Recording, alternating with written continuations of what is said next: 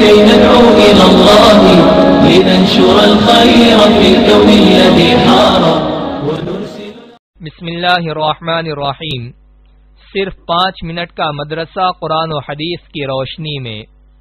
11واں دن 11 محرم الحرام. نمبر 1 اسلامی تاریخ. حضرت نوح علیہ السلام. حضرت آدم علیہ السلام کی وفات کے 1000 برس تک لوگ اللہ تعالی کی توحید پر قائم تھے. پھر بعض نیک بندوں کے انتقال کے بعد لوگوں نے ان کے مجسمے بنا لیے اور دھیرے دھیرے ان کی پوجا شروع ہو گئی. اس طرح پورے عرب و عجم میں شرک و بت پرستی کی بنیاد پڑ گئی. جب لوگ اللہ تعالی کی عبادت چھوڑ کر شرک و بت پرستی میں مبتلا ہو گئے تو ان کی ہدایت کے لیے اللہ تعالی نے حضرت نوح علیہ السلام کو نبی و رسول بنا کر بھیجا. حضرت نوح علیہ السلام کا شمار دنیا کے عظیم ترین انبیاء میں ہوتا ہے. وہ سب سے پہلے نبی اور رسول ہیں. حضرت ادریس علیہ السلام کی تیسری پشت میں حضرت آدم علیہ السلام کی وفات کے 1025 سال بعد دجلہ و فرات کی وادی کے درمیان ملک عراق میں پیدا ہوئے. اللہ تعالی نے قرآن پاک میں 43 مقام پر ان کا تذکرہ فرمایا ہے. نمبر 2 اللہ کی قدرت. بادل. اللہ تعالی تیز ہواؤں کے ذریعے بکھرے ہوئے بادلوں کو فضا میں جمع کر کے ایک دوسرے سے ملا دیتا ہے. پھر ان بادلوں کو برف کے پہاڑوں کی شکل دے دیتا ہے جن کی موٹائی سینکڑوں فٹ ہو جاتی ہے. ان بکھرے ہوئے بادلوں کو برف کے پہاڑوں کی شکل میں جمع کرنا اور بھاری بادلوں کو فضا میں روکے رکھنا، پھر کبھی ان کو اولوں کی شکل میں گرا کر زمین پر تباہی مچا دینا اور کبھی پانی کی شکل میں برسا کر پیڑ پودوں کا اگانا اللہ تعالی کی قدرت کی کتنی بڑی نشانی ہے. نمبر 3 ایک فرض کے بارے میں. بیوی کی وراثت میں شوہر کا حصہ. قرآن میں اللہ تعالی فرماتا ہے تمہارے لیے تمہاری بیویوں کے چھوڑے ہوئے مال میں سے آدھا حصہ ہے جبکہ ان کی کوئی اولاد نہ ہو، اور اگر ان کی اولاد ہو تو تمہاری بیویوں کے چھوڑے ہوئے مال میں 1/4 حصہ ہے. تمہیں یہ حصہ ان کی وصیت اور قرض ادا کرنے کے بعد ملے گا. نمبر 4 ایک سنت کے بارے میں. وضو کا پانی کھڑے ہو کر پینا. حضرت حسین رضی اللہ عنہ بیان کرتے ہیں کہ ان کے والد حضرت علی رضی اللہ عنہ نے وضو کیا اور وضو کا بچا ہوا پانی کھڑے ہو کر پیا. میں نے تعجب کیا، مجھے دیکھا اور کہا کہ تعجب کی کیا بات ہے؟ میں نے رسول اللہ صلی اللہ علیہ وسلم کو اسی طرح کرتے ہوئے دیکھا ہے.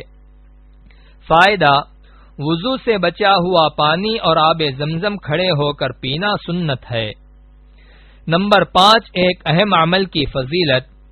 شکریہ ادا کرنے کی دعا.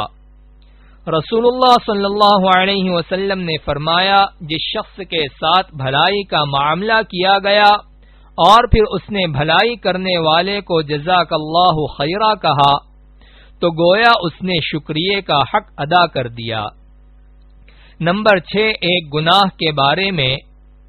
جھوٹی گواہی شرک کے برابر. رسول اللہ صلی اللہ علیہ وسلم نے فرمایا جھوٹی گواہی اللہ کے ساتھ شرک کرنے کے برابر ہے. یہ بات رسول اللہ صلی اللہ علیہ وسلم نے 3 دفعہ ارشاد فرمائی. نمبر 7 دنیا کے بارے میں. دنیا کو مقصد نہ بنانا.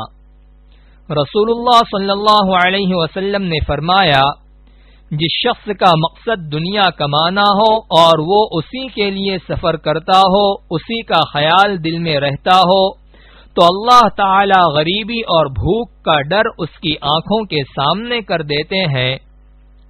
یعنی ہر وقت اس سے ڈرتا ہے کہ آمدنی تو بہت کم ہے، کیا ہوگا، کیسے گزارا ہوگا، اور اس کے اوقات کو اسی فکر میں پریشان کر دیتے ہیں اور ملتا اتنا ہی ہے جتنا مقدر میں ہوتا ہے. نمبر 8 آخرت کے بارے میں. قیامت کا زلزلہ۔ قرآن میں اللہ تعالی فرماتا ہے، اے لوگو اپنے رب سے ڈرو، بے شک قیامت کا زلزلہ بڑی ہی ہولناک چیز ہے۔ جس روز تم اس زلزلے کو دیکھو گے تو یہ حال ہوگا کہ ہر دودھ پلانے والی عورت اپنے دودھ پیتے بچے کو بھول جائے گی، اور تمام حمل والی عورتیں اپنا حمل گرا دیں گی، اور تم لوگوں کو نشے کی سی حالت میں دیکھو گے، حالانکہ وہ نشے کی حالت میں نہ ہوں گے، لیکن اللہ تعالی کا عذاب بڑا ہی سخت ہے۔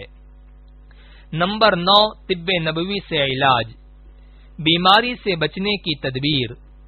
حضرت جابر رضی اللہ عنہ بیان کرتے ہیں کہ میں نے رسول اللہ صلی اللہ علیہ وسلم کو فرماتے ہوئے سنا کہ برتنوں کو ڈھانک دیا کرو اور مشکیزیں یعنی برتن وغیرہ کا منہ بند کر دیا کرو، کیونکہ سال میں ایک ایسی رات آتی ہے جس میں وبا اترتی ہے، پس جس برتن یا مشکیزے کا منہ کھلا رہتا ہے تو اس میں داخل ہو جاتی ہے۔ نمبر 10، قرآن کی نصیحت۔ قرآن میں اللہ تعالی فرماتا ہے، اے ایمان والو تم کئی گنا بڑھا کر سود مت کھایا کرو اور اللہ سے ڈرتے رہو تاکہ تم کامیاب ہو جاؤ۔